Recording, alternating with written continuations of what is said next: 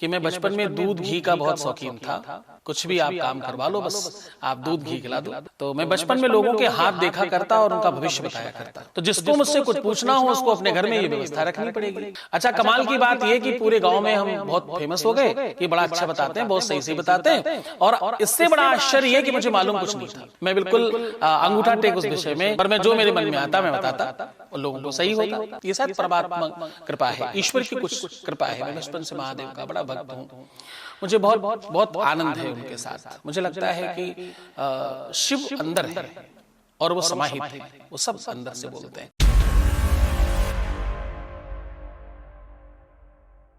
आपके जीवन में आत्मज्ञान की यात्रा कैसे हुई? क्या हुआ ऐसा जो आप इस रास्ते पर, इस मार्ग पर चले? अच्छा, बड़ा सवाल है, भारी बात है ये। कम शब्दों में बता पाना थोड़ा कंचन मुश्किल है इस बात को, क्योंकि किसी भी व्यक्ति का जीवन प्रारंभ स्वयं से नहीं होता। ये सब परमात्मा की इच्छा से होता है। हुई है वहाई जो राम रचि राखा, को करि तर्क बढ़ावई शाखा।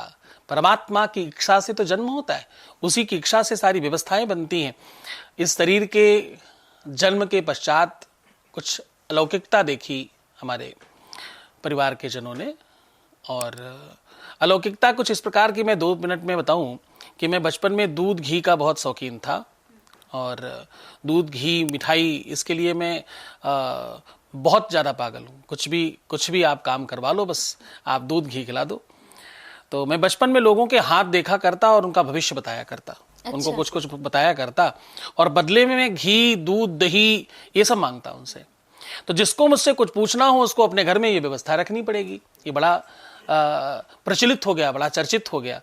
अच्छा, कमाल की बात यह कि पूरे गांव में हम बहुत फेमस हो गए कि बड़ा अच्छा बताते हैं, बहुत सही से बताते हैं। और इससे बड़ा आश्चर्य यह कि मुझे मालूम कुछ नहीं था, आता जाता मुझे कुछ नहीं।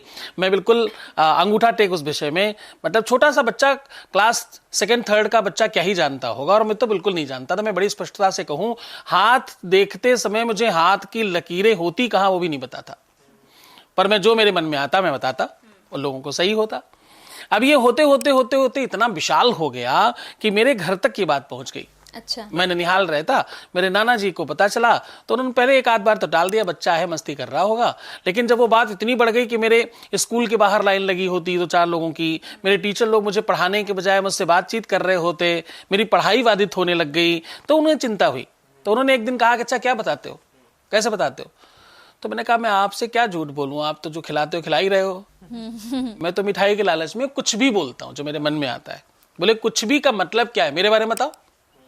मेरे कल 500 रुपए खो गए, कहाँ हैं बताओ। तो मैंने कहा ऐसे तो मुझे नहीं समझ आ रहा है, मतलब मैं मिठाई के लालच में बताता हूँ। तो बोले चलो ठीक है, आज तुम्हें फला जगह की मिठाई, वो बड़ी फेमस थी, वो मंगवा के खिलाता हूँ, बताओ कहाँ है मेरे 500 रुपए। तो मैंने कहा वो तो छोटी मामी ने लिए। अच्छा, इत्तेफाकन सब खड़े थे सामने, तो उन्होंने कहा मैंने कहाँ लिए। तो मैंने कहा तुमने वो 4 साड़ियों के नीचे तुम्हारे संदूक में रखे तो हैं। तो कोई भाग के गया, 4 सब साड़ियां नीचे से उठाई, वहां 500 रुपए रखे मिले। अच्छा। तो उन्हें लगा यार ये तो बड़ा आश्चर्य है, ये तो बहुत सही हो रहा है। अब मेरे नाना जी ने भी 2-4 चीजें और पूछनी स्टार्ट करी, जाननी समझनी स्टार्ट करी। फिर उन्होंने कहा कि जब तुम्हें कुछ ऐसा हो रहा है, ये शायद परमात्मा कृपा है, ईश्वर की कुछ कृपा है। मैं बचपन से महादेव का बड़ा भक्त हूँ।